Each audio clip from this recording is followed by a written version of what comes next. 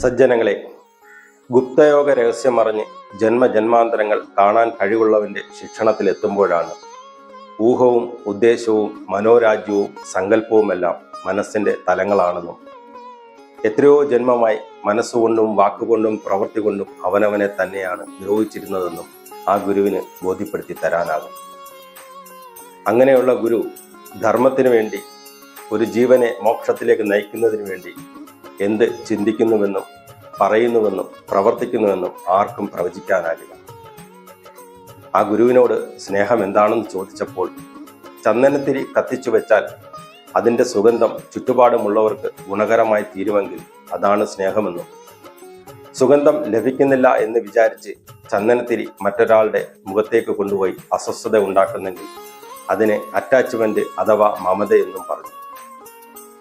സജ്ജനങ്ങളെ, ഉള്ളിൽ സ്നേഹമുണ്ടായിട്ടും അത് ശരിയായ രീതിയിൽ പ്രയോജനപ്പെടുത്താതെയും പ്രകടിപ്പിക്കാതെയും അഹങ്കാരം കൊണ്ട് നടന്നിട്ട് എന്ത് കാര്യം?